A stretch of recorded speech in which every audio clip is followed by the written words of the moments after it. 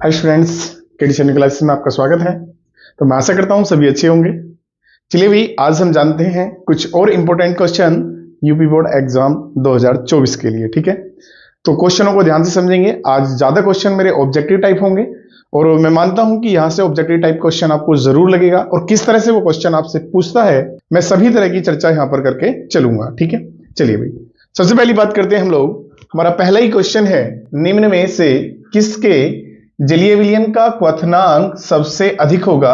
या यहां पर वो क्वेश्चन पूछ सकता है किसके जलीय विलयन का क्वथनांक सर्वाधिक होगा। ठीक है बेटे, तो इस क्वेश्चन को आप किस तरह से सोल्व कर पाएंगे या इस क्वेश्चन को किस तरह से और भी पूछ सकता है वो, तो मैं आपको बता दूं। पहली बात तो ये हमारा जो क्वेश्चन है, ये क्वेश्चन हमारा किससे है भैया? अनुसंख्या गुणधर्म से है। किससे है भैया? अनुसंख्या गुणधर्म, आई मीन कोलिगेटिव प्रॉपर्टी हम कह सकते हैं। तो ये अनुसंख्या गुणों से है क्वेश्चन। और कोलिगेटिव प्रॉपर्टी जो होती है बेटे, वो किस पर डिपेंड करती है? आयनों की संख्या पर निर्भर करती है। ठीक है, न कि उनकी प्रकृति पर। ठीक है, अब कॉमन यहां पर ध्यान दो, सर्वाधिक का मतलब होता है क्वथनांक सर्वाधिक कह दे, क्वथनांक उन्नयन कह दे, एक ही बात होती है। मतलब किसका क्वथनांक सबसे ज्यादा होगा, यह कह देगा क्वथनांक उन्नयन होगा। किसमें क्वथनांक उन्नयन ज्यादा होगा, ऐसे भी कह सकते हैं, ये किसका क्वथनांक ज्यादा होगा। ठीक है, तो सबसे ज्यादा क्वथनांक उन्नयन किसमें होगा, इनमें हमें पहचानना है। ऑप्शन हमारा ए है 1% ग्लूकोज, बी है 1% NaCl, सी है 1% CaCl2, डी है 1% सुक्रोज। ठीक है, तो कॉमन मैं आपको बता दूं कि यदि कहीं पर क्वेश्चन में ऐसे भी आपसे पूछ ले कि किसका हीमांक सबसे कम होगा, अर्थात हीमांक अवनमन को लेकर भी पूछ सकता है इसी तरह का क्वेश्चन, तो वहां पर भी कंडीशन हमारी क्या होगी, चाहे वो क्वथनांक उन्नयन पूछ ले या हीमांक अवनमन पूछ ले या किसका क्वथनांक सबसे ज्यादा पूछ ले या किसका हीमांक सबसे कम पूछ ले, सभी के लिए यही ट्रिक काम करनी है जो मैं बता के चलूंगा आपको। पहली कंडीशन तो ध्यान देना, जहां पर ये वाली कंडीशन आ जाए 1% ग्लूकोज और 1% सुक्रोज, ये दोनों तो आप लोग क्रॉस कर देंगे क्योंकि यहां पर इनका ये ऑप्शन नहीं है। क्यों? क्योंकि हम कह सकते हैं सुक्रोज और ग्लूकोज दोनों क्या है मेरे यहां पर सहसंयोजी क्या है, यौगिक है, और इनका आयनन नहीं होता, अर्थात ये आयनों में टूटते ही नहीं है। ठीक है, तो ये कैसे है हमारे विद्युत अनअपघट्य है। ठीक है, अब विद्युत अनअपघट्य क्या अपघटित होंगे नहीं, अपघटित नहीं होंगे तो आयन नहीं देंगे, और आयन नहीं देंगे तो मेरी कोलिगेटिव प्रॉपर्टी पर कोई अंतर नहीं आएगा या मेरी कोलिगेटिव प्रॉपर्टी पर कोई प्रभाव नहीं पड़ेगा। बट यहां पर जो दो ऑप्शन हमारे आए हैं 1% NaCl और 1% CaCl2, ठीक है बेटे, ये दोनों मेरे पास आयनिक यौगिक है, ना कि अब सहसंयोजी यौगिक है। ये दोनों कैसे हैं भैया? मेरे आयनिक यौगिक हैं, और आयनिक यौगिक बेटे आयन देते हैं। क्या देते हैं? आयन देते हैं। कॉमन आपको पता होगा आयनिक यौगिकों में Na Ca है ना, ज्यादातर यही पॉइंट आते हैं, NH4 Cl negative, Br negative, SO4 2 negative, CO3 पे 2 नेगेटिव। तो ऐसे हमारे क्या होते हैं, ये आयनिक यौगिक होते हैं। लाइक दिस ऑप्शन में देखने के लिए आपको यही कंपाउंड ज्यादातर मिलेंगे। लाइक दिस मैं अगर NaCl का आयनन कर दूं तो ये मेरा देगा Na पॉजिटिव और Cl नेगेटिव, और CaCl2 का मैं आयनन कर दूं तो ये मेरा देगा Ca2 पॉजिटिव प्लस Cl पे 1 नेगेटिव, कितने बार? 2 बार, क्योंकि बैलेंस करने के लिए Cl2 आया यहां पर। तो टोटल मैं आयन गिनूं यहां पर 2 Cl नेगेटिव के और 1 Ca का, यहां पर टोटल 3 आयन है।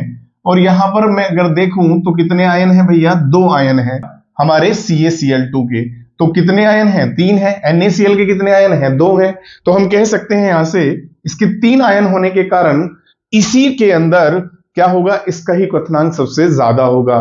ठीक है, तो कॉमन हमारा ऑप्शन आ जाएगा यहां से सी। अक्सर बच्चे इस क्वेश्चन को गलत कर देते हैं क्योंकि उन्हें पता ही नहीं होता कैसे हम इसको सोल्व करें। ठीक है, मैंने अक्सर देखा है इस क्वेश्चन को।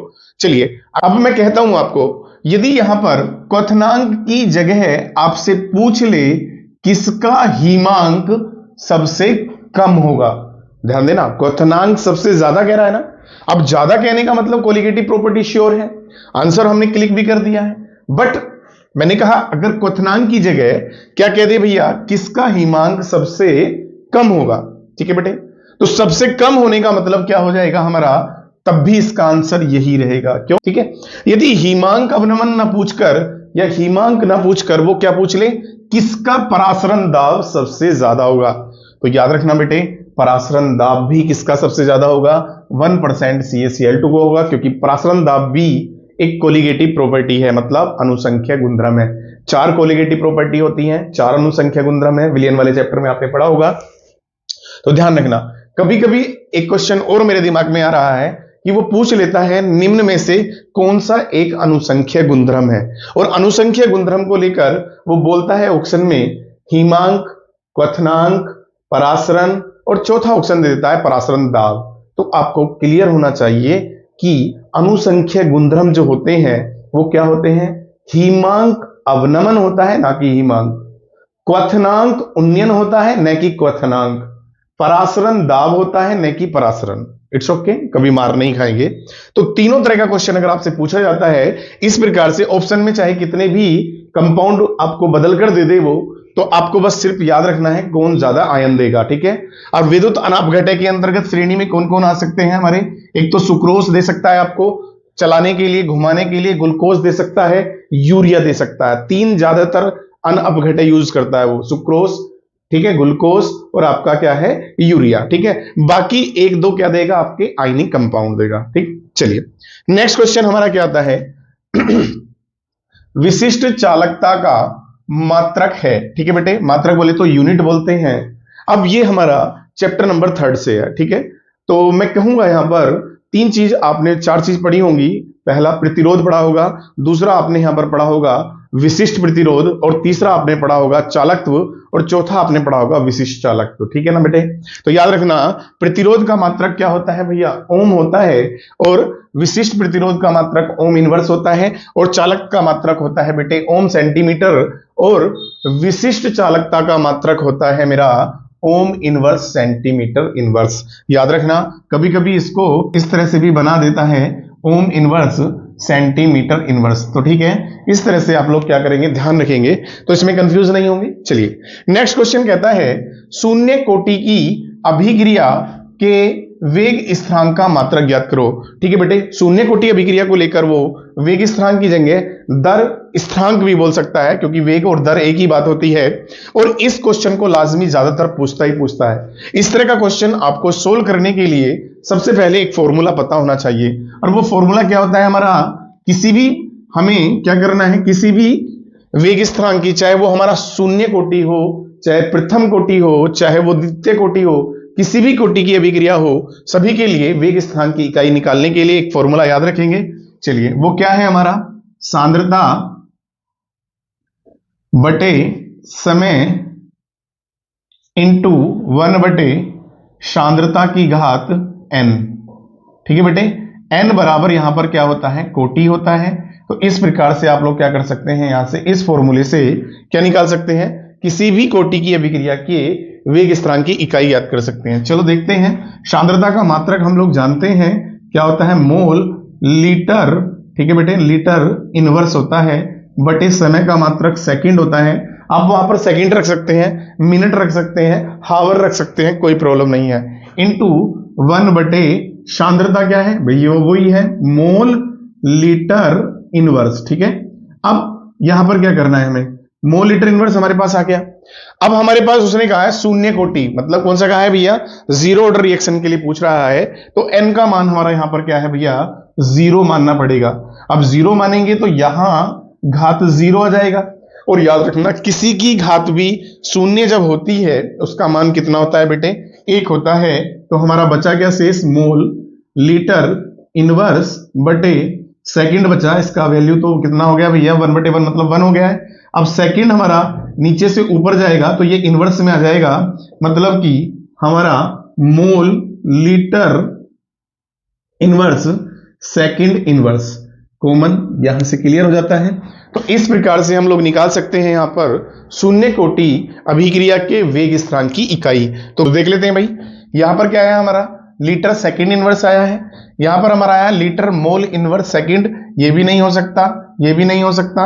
यहां पर आया हमारा mole litre inverse second inverse, तो हमारा ऑप्शन क्या होगा, सी यहां पर होगा, mole litre inverse second inverse, ठीक है। चलिए आगे एक बात और मैं बता दूं, जरूरी नहीं है वो आपको शून्य कोटि ना पूछकर यहां पर प्रथम कोटि पूछ ले, तो फिर आपको क्या करना पड़ेगा, यहां पर n का मान कितना रखना होगा भैया, 1 रखना होगा। और इस प्रकार से आप लोग क्या कर सकते हैं, मोल लीटर इनवर्स बटे सेकंड इंटू 1 बटे मोल, ठीक है। और लीटर इनवर्स की घात क्या लगा देंगे, 1 लगा देंगे। और जैसे ही घात आप 1 लगाएंगे तो 1 का मान कटने के बाद मोल से मोल कैंसिल हो जाएगा, लीटर से लीटर कैंसिल हो जाएगा, तो हमारा क्या जाएगा भैया, सेकंड ऊपर जाएगा। तो इसका मतलब क्या होता है, हमारा प्रथम कोटि अभिक्रिया के वेग स्थिरांक की इकाई क्या होती है, सेकंड इनवर्स होती है, ठीक है बेटे। तो सेकंड इनवर्स का मतलब है प्रथम कोटि के लिए हमारा क्या जाएगा, सेकंड इनवर्स आ जाएगा, ठीक है। लेकिन आपके ऑप्शन का यहां पर आंसर क्या होगा, सी होगा, ठीक है बेटे। चलिए नेक्स्ट अगला क्वेश्चन कह रहा है, 4 क्वेश्चन, COEN की, ओ का मतलब कोबाल्ट है बेटे, यहां पर ये EN की होल ट्वाइज Cl2 ब्रैकेट बंद किया है Cl में, मतलब कि ये हमारा एक कोऑर्डिनेशन कंपाउंड है और इसमें कोबाल्ट की समन्वय संख्या पूछ रहा है। समन्वय संख्या को बेटे उपसह संयोजन संख्या भी कह देते हैं, ध्यान रखना, उपसह संयोजन संख्या, और इंग्लिश में इसको बोलते हैं कोऑर्डिनेशन नंबर। क्या बोलते हैं बेटे, कोऑर्डिनेशन नंबर, ठीक है। चलिए अब कोऑर्डिनेशन नंबर निकालने के लिए आपको पता होना चाहिए कि आप लोग कैसे कोऑर्डिनेशन नंबर निकालेंगे। चलिए तो हमारा कंपाउंड है COEN की होल ट्वाइज और आगे क्या है Cl2 बड़ा ब्रैकेट बंद बाहर Cl। बेटे मैं आपको बता दूं, ये जो बड़ा ब्रैकेट होता है इसको मैं कहता हूं कोऑर्डिनेशन स्फीयर में बोलता हूं, उपसह संयोजन परिसर के नाम से इसको जाना जाता है, उपसह संयोजन परिसर, ठीक है बेटे, परिसर इसको बोलते हैं। और ये वाला जो होता है मेरा प्रति आयन होता है, क्या होता है बेटे, प्रति आयन जो बाहर वाला होता है, और इसको कोबाल्ट को central metal atom I mean CMA के नाम से मैं जान रहा हूं, केंद्रीय धातु परमाणु। अब इस सेंट्रल मेटल एटम से उपसह संयोजन परिसर के अंदर जितने लिगेंड जुड़े होते हैं लाइक दिस, यहां पर EN जो है बेटे ये क्या है, द्विदंती लिगेंड है। कैसा लिगेंड है भैया, द्विदंती लिगेंड है। ये इसका सूत्र होता है एथिलीन डाइअमीन के नाम से इसे जाना जाता है। इसमें 2 इलेक्ट्रॉन दाता समूह हैं, एक N ये रहा, एक N ये रहा। तो 2 इलेक्ट्रॉन दाता समूह होने के कारण ये 2 किसके द्वारा, परमाणुओं के द्वारा कोबाल्ट से जुड़ेगा। तो यहां पर ध्यान देना, यही बच्चे कंफ्यूज रहते हैं। अब बच्चा अंदाजा लगाएगा कि सेंट्रल मेटल एटम से 2 EN जुड़े हैं और 2 Cl जुड़े हैं, तो वो कह देगा सीधा कोऑर्डिनेशन नंबर कितनी है भैया, इसकी 4 है, लेकिन गलत होगा, ठीक है बेटे, क्योंकि EN मेरा द्विदंती लिगेंड है और इकला परमाणु 2 परमाणुओं के द्वारा सेंट्रल मेटल एटम से जुड़ेगा। अगर एक EN 2 से जुड़ेगा तो 2 EN कितने से जुड़ेंगे, 2 गुना 2 बराबर कितने से जुड़ेंगे, 4 से जुड़ेंगे, और 2 Cl जुड़ेंगे, 4 + 2 बोले तो 6। कुल मिला के मैं यहां से कह सकता हूं मेरे इस कोऑर्डिनेशन कंपाउंड के अंदर कोबाल्ट की जो समन्वय संख्या होगी, ये उपसर्जन संख्या होगी बेटे, वो कितनी होगी, 4 होगी, सॉरी कितनी होगी बेटे, 6 होगी। ओके, तो चलिए भाई मैं कह सकता हूं यहां से मेरे इस कोऑर्डिनेशन कंपाउंड के अंदर कोबाल्ट की जो कोऑर्डिनेशन नंबर होगी वो कितनी होगी भैया, 6 होगी, ठीक है ना। चलिए अगर 6 है तो मैं यहां से ऑप्शन अपना क्लिक कर लेता हूं, तो यहां से मेरा डी आंसर क्या होगा, सही होगा, ठीक है। चलिए अगला क्वेश्चन कहता है, निर्जल ZnCl2 एवं सांद्र HCl के मिश्रण किसकी पहचान में प्रयुक्त होता है। बढ़िया बात है भैया, अगर ऑब्जेक्टिव टाइप क्वेश्चन में इसको नहीं पूछेगा तो आपसे इसको लॉन्ग क्वेश्चन में पूछ सकता है, या फिर वेरी शॉर्ट क्वेश्चन में भी आपसे पूछ सकता है।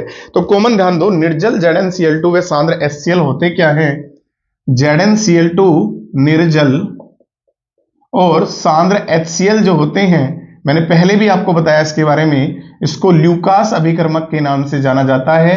और ल्यूकास अभिकर्मक जो होता है ये विभेद करता है 1 डिग्री 2 डिग्री 3 डिग्री एल्कोहल में। किसमें भैया, एल्कोहल में, ठीक है ना। जैसे कि बताया है 1 डिग्री एल्कोहल ल्यूकास अभिकर्मक के साथ किससे भैया, देरी से, या कभी कभी नहीं भी देते हैं, एक ताप पर क्या देते हैं, धुंधला अपक्षेप देते हैं। जबकि 2 डिग्री एल्कोहल लगभग 5 मिनट में धुंधला अपक्षेप देते हैं। 3 डिग्री एल्कोहल मात्र HCl के साथ ही धुंधला अपक्षेप दे देते हैं। तो अच्छा क्वेश्चन है, तो इसमें किसके लिए क्या जाएगा बेटे, सी ऑप्शन इसका क्लियर हो जाएगा, एल्कोहल। नेक्स्ट, निम्न के IUPAC नाम लिखिए, ठीक है बेटे। IUPAC नाम कैसे लिखते हैं, तो यहां पर कोऑर्डिनेशन कंपाउंड आपको दिए हैं। ये क्वेश्चन ऐसे भी पूछ सकता है, निम्न उपसंयोजी यौगिकों के IUPAC नाम लिखिए, ठीक है भाई। तो उपसंयोजी यौगिकों के IUPAC नाम लिखने के लिए आपको रूल्स पता होने चाहिए। तो आपके किताब के अंदर रूल्स दे रखे हैं, जब तक आपको रूल याद नहीं होंगे तब तक आप इसको नहीं लिख पाएंगे, और इंपॉर्टेंट क्वेश्चन है, एग्जाम में इसको पूछा जाएगा जरूर, ठीक है। तो मैं आपकी थोड़ी हेल्प करता हूं, किस प्रकार से आप नामांकन करेंगे पहले समझ कर चलते हैं। मैं चारों कंपाउंड यहां पर ले लेता हूं, CONH3 की होल 6 ब्रैकेट 1, बाहर क्या है हमारा Cl3 है भैया, ठीक है, क्या है Cl3, और अगला है K4FeCN की होल 6 ब्रैकेट 1, और नेक्स्ट है हमारा NiCO, O बड़ा बनाएंगे यहां पर, ये बड़ा O है, ठीक है, तो CO की होल 4 है और बड़ा ब्रैकेट बंद है, और नेक्स्ट है हमारा NiCl4 बड़ा ब्रैकेट बंद और 2 नेगेटिव चार्ज, ठीक है बेटे। तो सबसे पहली चीज मैं आपको बता दूं, कॉमन यहां पर हमें जरूरत पड़ने वाली है किसकी, ऑक्सीजन संख्या की भी जरूरत पड़ेगी, उसके लिए हमें लिगेंडों की ऑक्सीजन संख्या पता होनी चाहिए। दूसरी बात, आपको लिगेंडों के नाम पता होने चाहिए। तीसरी बात, आपको यहां पर पता होना चाहिए कि हमारे पास लिगेंड है कौन से, मतलब एक दंती है, बहुदंती है, या ठीक है क्या है, द्विदंती है, ठीक है। तो कुल मिला के बात क्या है, हमें यहां पर देखना है सबसे पहले कि हमारा रूल्स कहता है कि किसी भी कोऑर्डिनेशन कंपाउंड का नाम जब आप लिख रहे हैं तो सबसे पहले बेटे धनात्मक भाग का नाम पहले लिखते हैं, और धनात्मक भाग की पहचान करना, जो भी पहले आ रहा है वही धनात्मक है। देखो मैं यहां अंडरलाइन कर रहा हूं, ठीक है। अब यहां पर ये क्या है, ऋणात्मक है, क्योंकि इस पर नेगेटिव चार्ज आया है, इसका धनात्मक भाग गायब है, ठीक है। और यहां अगर प्लस होता तो इसका मतलब इसका नेगेटिव गायब था, ओके। तो धनात्मक भाग नाम जब हम लिखते हैं तो सबसे पहले हम ये देखते हैं कि ये हमारा क्या है भैया, मैंने पहले ही बताया अभी तुम्हें, CM में होता है, और यहां पर जो है ये क्या है भैया, लिगेंड है, और ये इसकी कोऑर्डिनेशन नंबर है, ठीक है बेटे। तो सबसे पहले हम क्या करते हैं, यहां पर NH3 के 6 लिगेंड है, और 6 लिगेंडों की संख्या जो होती है 6 को लिखा जाता है भैया हेक्सा, क्या लिखा जाता है बेटे, हेक्सा।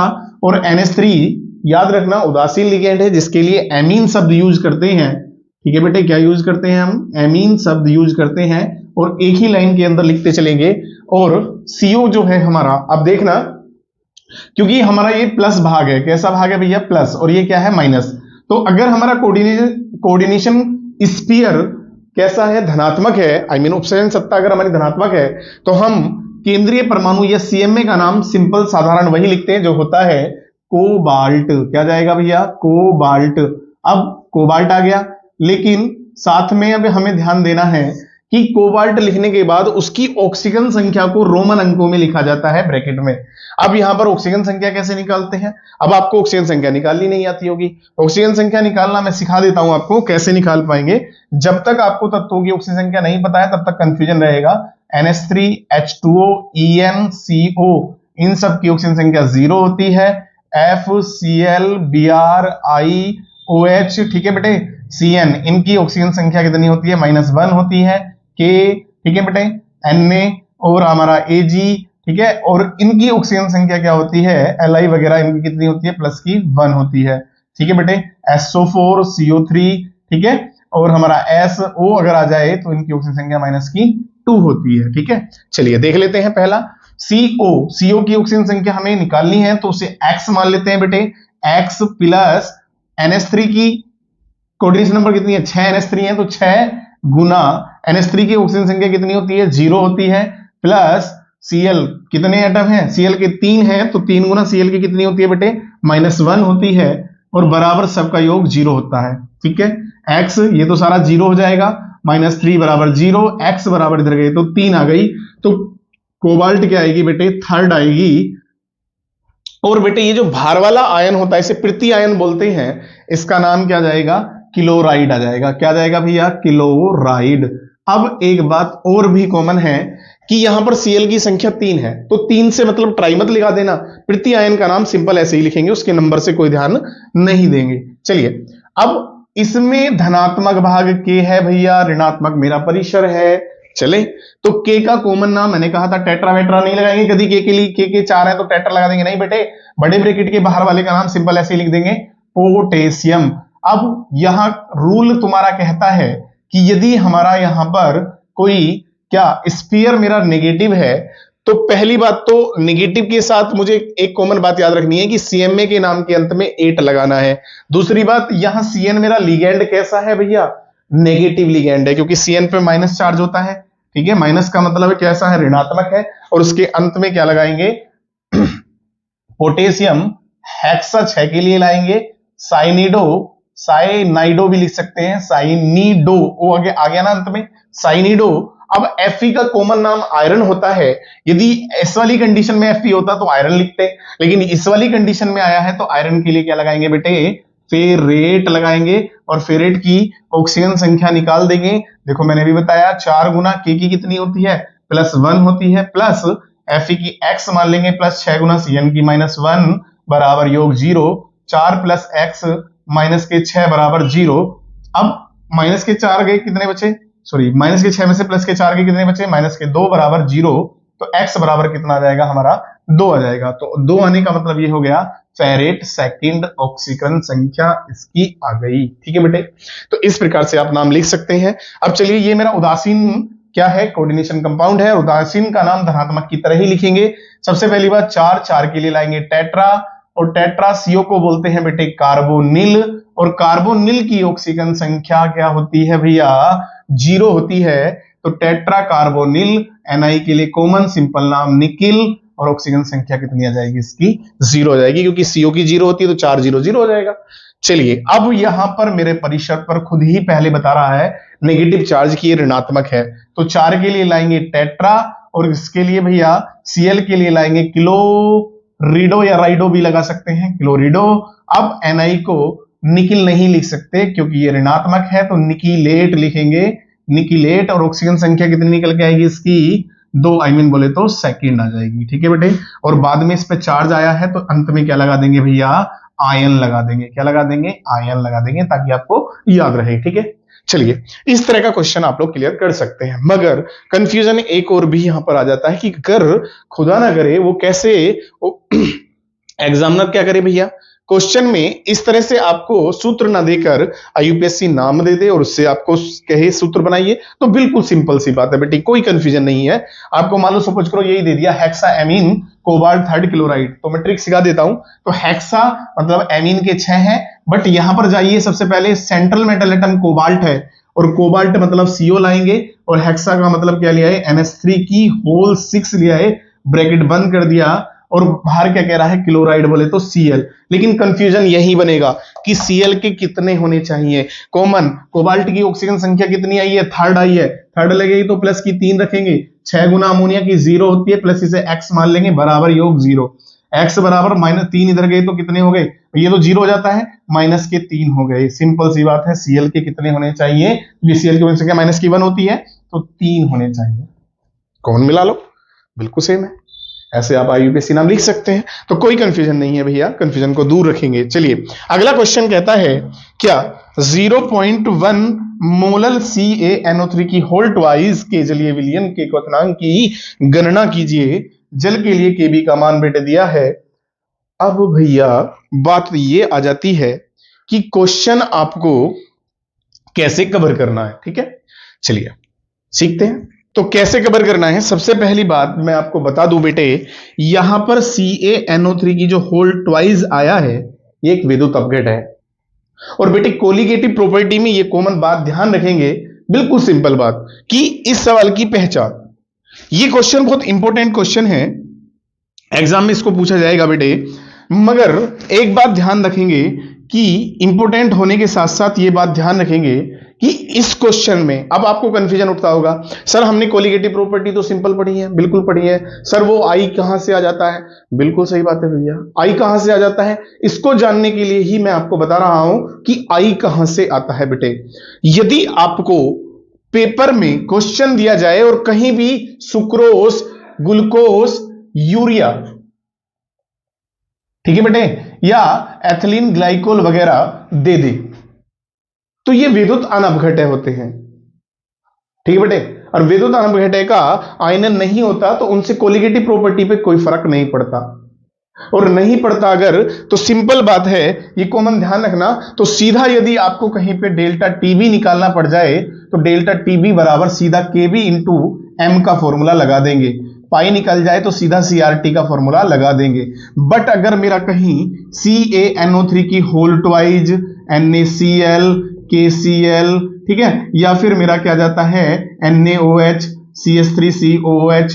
अगर इनमें से कोई भी आता है तो मुझे इनके लिए I का मान इंक्लूड करना पड़ेगा, क्योंकि इनका आयनन होने की वजह से ये आयन देंगे और आयन देने पर कोलिगेटिव प्रॉपर्टी पे इफेक्ट पड़ेगा, इसलिए मुझे यहां पर I इंक्लूड करना पड़ जाता है। किन कंडीशन में? इस कंडीशन में। यूरिया सुक्रोज के लिए नहीं करना पड़ता, ध्यान रखना। तो क्वेश्चन में जीत पाने की ये सबसे बड़ी कहानी है, चाहे वो क्वेश्चन आपको कोलिगेटिव प्रॉपर्टी में परासवन दाब पर दे दे, चाहे क्वथनांक उन्नयन पर दे दे, हिमांक अवनमन पर दे दे, ठीक है ना, या वाष्पदाब के आपेक्षिक अवनमन पर दे दे, ठीक है। चलिए अब कॉमन 0.1 मोलर, मतलब मोललता स्मॉल m बराबर कितना दिया है यहां पर भैया? 0.1 दिया है, ठीक है। उसके साथ साथ उसने kb का मान दिया है, kb बराबर 0.52 kg पर मोल दिया है, ठीक है बेटे। अब चलिए, यदि मेरे पास kb का मान आ गया है और मेरे पास किसका? m का मान आ गया है, तो मुझे करना क्या है भैया? मुझे यहां पर सीधा फॉर्मूला रखना है delta TB, but delta TB के लिए मुझे इस कंडीशन में आई भी इंक्लूड करना पड़ेगा, आई के वी इंटू एम। सिंपल सा सवाल है, लेकिन सवाल में पूछ क्या रहा है? क्वथनांक की गणना पूछ रहा है बेटे, और किसकी पूछ रहा है? विलियन की। और विलियन की क्वथनांक की गणना हम तब तक नहीं कर सकते जब तक हमारे पास दो चीज नहीं होगी, एक तो डेल्टा टीबी और दूसरा हमारे पास टी नोड बी। बोले तो शुद्ध विलायक का क्वथनांक कितना? 373 केल्विन होता है, ठीक है बेटे। तो अब हमारे पास कमी किसकी है? क्योंकि 373 तो सवाल में दिया है, नहीं दिया है तो जल का क्वथनांक याद रखेंगे आप लोग, ठीक है, कंफ्यूजन नहीं करना है। दूसरी बात, अब मुझे क्या करना है? यहां पर डेल्टा टीबी निकालना है, लेकिन पहले मैं आई निकाल के आपको दिखाता हूं। तो कैल्शियम नाइट्रेट का जब मैं आयनन करता हूं तो भैया इसके आयनन करने पर Ca2 पॉजिटिव और NO3 पे 1 नेगेटिव आ गया है हमारा। बाकायदा कितने आयन आ गए हमारे? 2 आयन आ गए। गलत भैया, मेरे 2 आयन NO3 नेगेटिव है, 1 आयन Ca2 पॉजिटिव है, टोटल आयन मेरे पास 3 आ गए। कितने आ गए भैया? 3 आ गए। अब 3 का मतलब मैं यहां से कहता हूं कॉमन आई का मान कितना हो गया मेरा? 3 हो गया, ठीक है बेटे। जब आई का मान 3 हो गया है तो अब मैं इस फॉर्मूले को उठाकर लाता हूं यहां। तो भैया डेल्टा टीबी बराबर आई का मान 3 गुना केबी का मान कितना दिया है? 0.52 इंटू, मैं यूनिट नहीं ले रहा हूं, डायरेक्ट लेके चल रहा हूं, एम कितना दिया है मेरा? 0.1। कितना दिया है भैया? 0.1। तो कॉमन 3 की मैं मल्टीप्लाई कर देता हूं इसमें, ठीक है, 3 दूनी 6 पंजे 15, 0.156 आएगा, ठीक, क्योंकि बेटे दशमलव 2 अंकों के बाद है, 2 के बाद यहां है, 1 के बाद यहां है, 3 के बाद है, 1 2 3 नहीं आएंगे, ठीक है।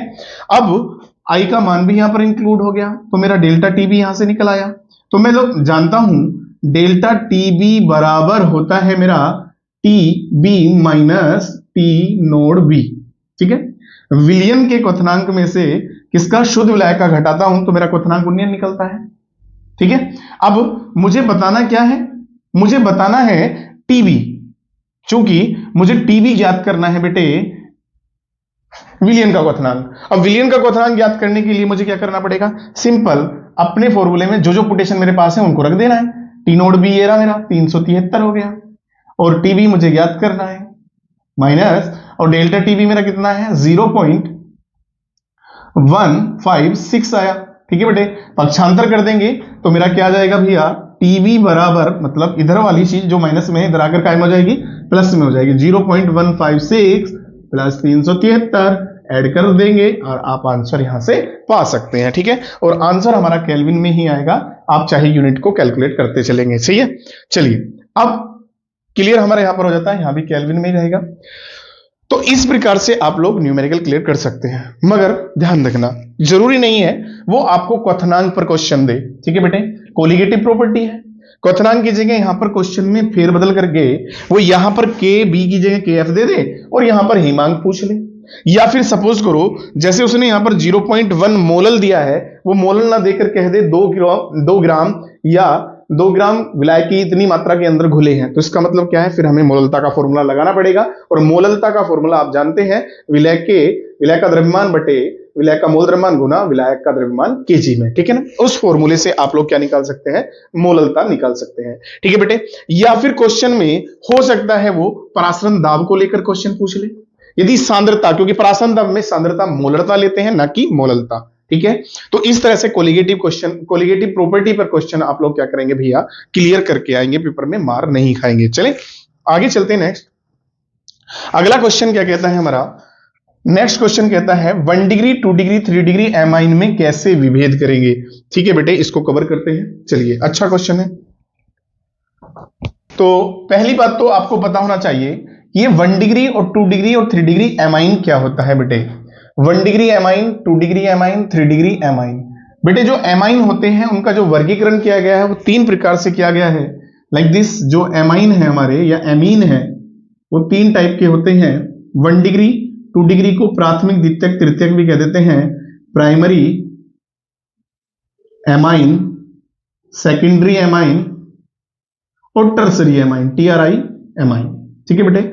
जब नाइट्रोजन परमाणु से एल्किल ग्रुप बाकी H जुड़े हों, एक एल्किल ग्रुप हो, ये लोन पेयर है तो 1 डिग्री होता है, 2 एल्किल ग्रुप आ जाए तो 2 डिग्री और 3 एल्किल ग्रुप आ जाए तो 3 डिग्री। कॉमन, क्लियर हुआ। अब वो कह रहा है इन तीनों में विभेद करने के लिए मेन फंडा हमारा है हिंसवर्ग अभिकर्मक। क्या है बेटे, हिंसवर्ग अभिकर्मक। हिंसवर्ग अभिकर्मक क्या होता है, C6H5SO2Cl, इसको बोलते हैं बेंजीन, ठीक है, सल्फोनिल क्लोराइड या बेंजिल थायोनिल क्लोराइड भी बोल देते हैं, ठीक है। तो बेंजीन सल्फोनिल क्लोराइड जो होता है 1 डिग्री एमाइन के साथ कैसे रिएक्ट करता है, ठीक है बेटे। तो आप लोगों को क्या करना है, पेपर में जब डिफरेंट देना है तो बेटे इस तरह से लाइन खींचकर ही देना है, ठीक है। तरीका अच्छा होना चाहिए पेपर में लिखने का, ओके। लेकिन यहां पर जगह कम है तो मैं इसको अलग अलग लेके चलूंगा, ठीक है। तो मैं पहले 1 डिग्री एमाइन की बात कर लेता हूं बेटे। मैंने कहा ना आपको पेपर में लाइन खींचकर ही करना है, एक साइड में 1 डिग्री, दूसरे में उसी की साइड में 2 डिग्री और तीसरी में 3 डिग्री, ठीक है बेटे। तो हिंसवर्ग अभिकर्मक को बेटे स्ट्रक्चरल रूप से हम इस तरह से ले सकते हैं, लाइक दिस। यहां पर S double bond O bond Cl, ये भी हिंसवर्ग अभिकर्मक का ही सूत्र है, H bond N bond R bond H, ठीक है। ये 1 डिग्री एमाइन है और यहां से क्या भैया HCl हमारा रिमूव हो जाएगा तो हमारा बनेगा क्या, S double bond O bond N bond R bond H, ठीक है बेटे। चलिए, प्लस HCl यहां पर रिमूव हुआ, इसका नाम है, N से एल्किल जुड़ा है, N एल्किल बेंजीन सल्फोनेमाइड, ठीक है। मैं लिख नहीं रहा हूं, आपको ध्यान रखना बता रहा हूं। N से एल्किल है बेंजीन सल्फोनेमाइड। अब N से एक प्रोटॉन प्रेजेंट इस पर होने के कारण ये क्षार में क्या होता है भैया, विलय है। अब क्षार में विलय होने के कारण हम इसका पता लगा सकते हैं, यदि ये क्षार में विलय है तो 1 डिग्री एमाइन हिंसवर्ग अभिकर्मक के साथ क्रिया करके N एल्किल बेंजीन सल्फोनेमाइड देता है जो क्षार में विलय होता है, ठीक है। लेकिन दूसरी बात अगर मैं करता हूं 2 डिग्री एमाइन की, तो 2 डिग्री एमाइन क्या होता है हमारा, S double bond O bond Cl, H bond N bond R bond R, ठीक है। यहां से HCl रिमूव करेगा तो बनेगा क्या हमारा भैया, वही बनेगा S double bond O double bond N bond R bond R। But यहां पर H प्रेजेंट था, बट यहां पर कोई H नहीं है, तो इसका नाम NN di alkyl benzene sulphonamide बना है और HCl इसमें भी रिमूव हो जाएगा। बट यहां पर होगा क्या बेटे, ये क्षार में क्या है, अविलय, क्योंकि इस पर प्रोटॉन ना होने के कारण ये क्षार में क्या होता है, अविलय है, क्षार में अविलय है। इसीलिए हम यहां से कहेंगे कि 1 डिग्री 2 डिग्री एमाइन हिंसवर्ग अभिकर्मक के साथ क्रिया करके NN एल्किल बेंजीन सल्फोनेमाइड देता है जो क्षार में अविलय है, ठीक है। लेकिन बात कर ले 3 डिग्री एमाइन की, तो बेटे 3 डिग्री एमाइन हिंसवर्ग के साथ कोई अभिक्रिया नहीं देता, कोई अभिक्रिया नहीं देता। इसका मतलब क्या है, तीनों एमाइन में हम लोग हिंसवर्ग अभिकर्मक के द्वारा विभेद कर सकते हैं, ठीक है। और सेकंड विभेद हम किसके द्वारा कर सकते हैं बेटे, कार्बिल एमीन परीक्षण से, ठीक है। कार्बिल एमीन परीक्षण मतलब जो आइसोसाइनाइड, दुर्गंधपूर्ण आइसोसाइनाइड देता है, 1 डिग्री देगा, बाकी 2 डिग्री 3 डिग्री कार्बिल एमीन परीक्षण नहीं देंगे। ठीक है, चलिए इस प्रकार से मैंने आपको बताया क्वेश्चन कैसे आप लोग क्या करेंगे अपने पेपर में कवर कर सकते हैं। बेटे वीडियो अगर अच्छी लगे तो बेटे ज्यादा से ज्यादा लाइक शेयर और सब्सक्राइब करना। तो आज के लिए इतना ही, मिलते हैं फिर नेक्स्ट वीडियो में अच्छे अच्छे क्वेश्चनों के साथ। चलिए धन्यवाद।